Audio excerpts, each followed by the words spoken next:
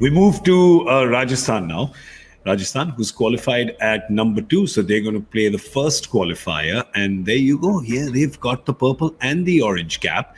Josh Buttler and Yuzvendra Chahal. And having both in the same season is like catching lightning in a bottle. Abhimanyu wrote that line. Well done, buddy. I like it. That's a good line. I like it. Bottle. Yeah, it's like catching lightning in a bottle. Good one. It's only ever happened twice before. So Hyderabad did it in 2017 with Warner and Bhuvi, and Chennai in 2013 with Hussey and Bravo. That's Mike, not Dave, and Bravo. That's Dwayne, not Darren. So I don't know why I said that. It just felt like. But yeah, this happening for them. Saying I know. Yeah, it's this is what in the Hindi show we like to call Harsha badi uplabdhi. Bahut badi. I'll tell you is Gaurav, you have all your skills, but being very subtle and tossing things around may not be your number one skill. I'm as subtle as Thor's hammer. Boom! Yeah, but look at these two. These two have not been subtle. Huh? Josh Buttler and Chahal. They've been as subtle as Thor's hammer.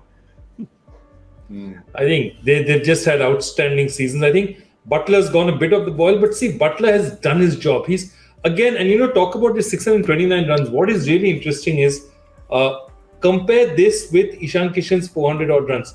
What he's done, yes, in the last 7 innings, he's not got runs at all. But when he's got runs, there are rounds that are counted. He's won matches.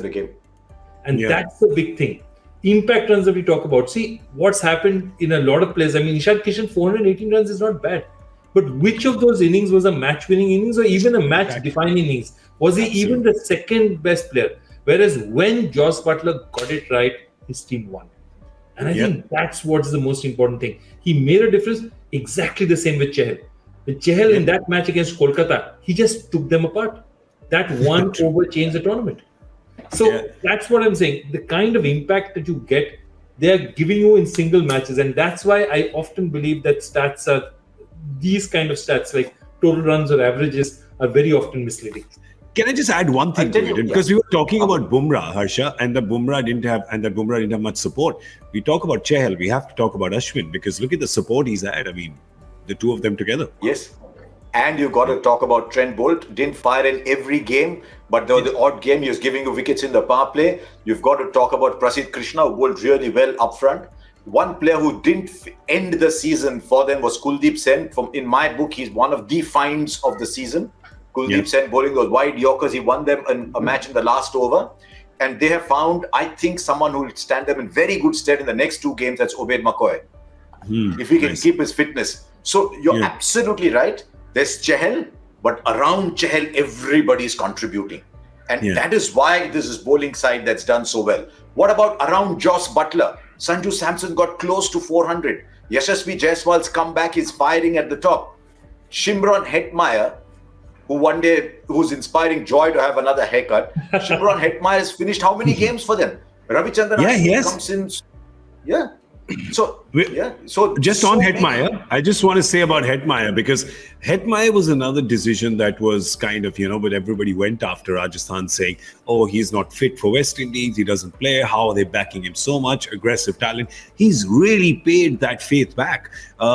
Just look at what he's done in the death overs. He's just been absolutely fantastic. You look at him and you say, oh, he's a little portly perhaps. Yeah, the middle overs are burgeoning a bit over there, but when he has to get the job done in the end, geez, he doesn't lose his shape. Joy looks fantastic hitting the long ball. I think he was absolutely outstanding, because see, my belief is that's what they got very well out of. He's a finisher. He proved to give them that finishing touch. Also, how many years are you going to have a situation, or how often would you believe that Ashwin will win a man of the match effectively for batting in a match, which is what he did.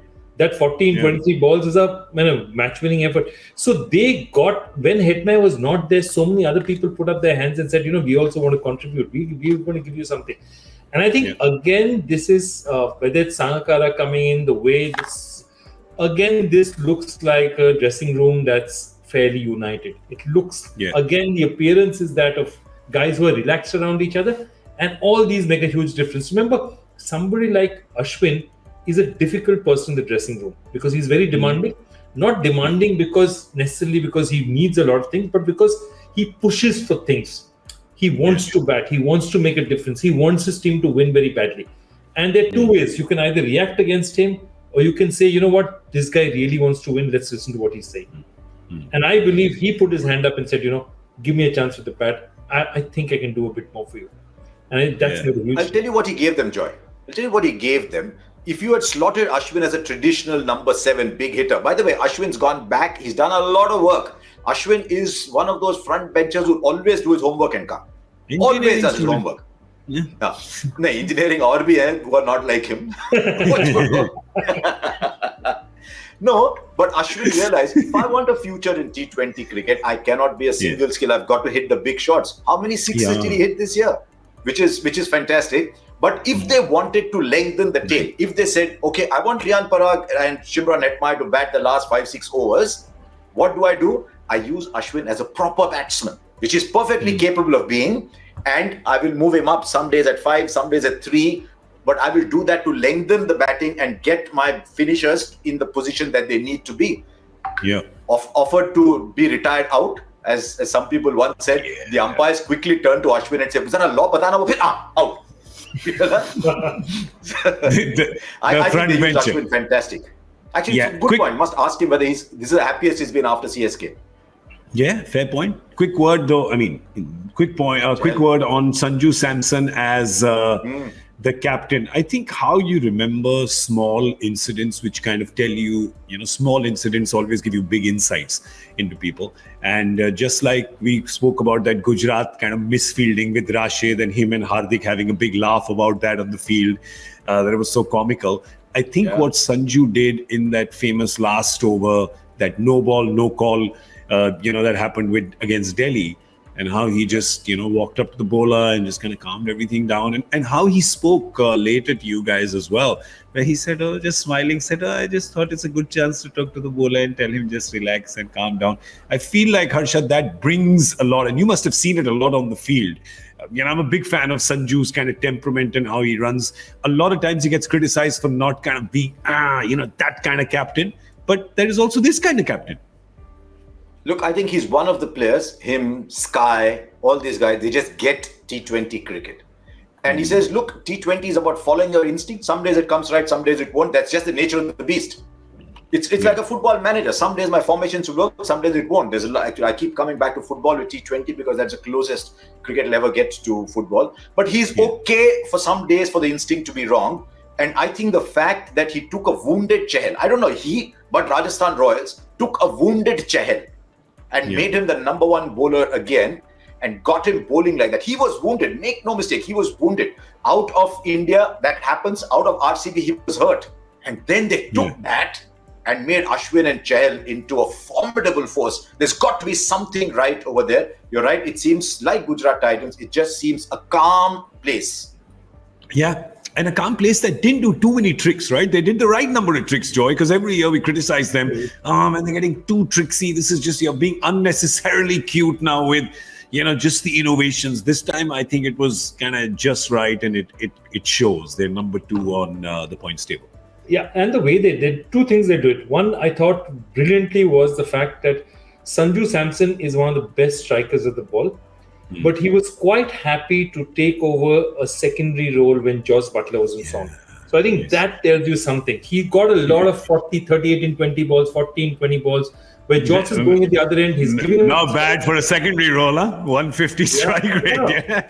He's the kind of player who always, but look at that highest. The highest is 55. He got a lot of 30s, 40s and 50s because Josh Buttler was doing so well up front. He knew, and he gave him the strike. And for a guy like Sanju Samson, who's such a good striker himself, to give the strike shows a level of maturity that's quite outstanding. I think that is one thing that I really noticed on the field, and it really showed you what kind of a team that they're putting up there.